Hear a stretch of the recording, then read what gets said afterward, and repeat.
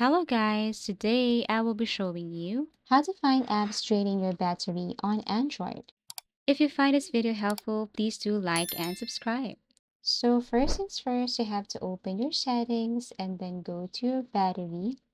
Here you will see all of the features and options for the battery section. Now, if you scroll down here, you will see a list of applications and system services with their battery usage percentage.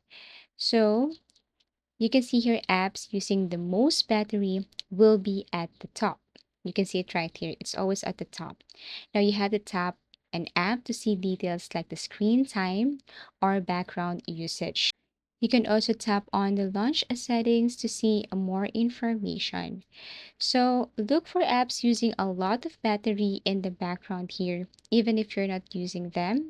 And basically, you can just force stop or uninstall this application if this is not used often.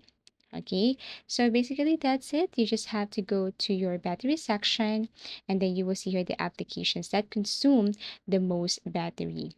If you can't find it here, then the other way is just go to settings, battery and device care, go to battery, tap on usage since last full charge, and then you can view there the applications that consume the most battery. You can also optimize battery usage or put certain apps to sleep.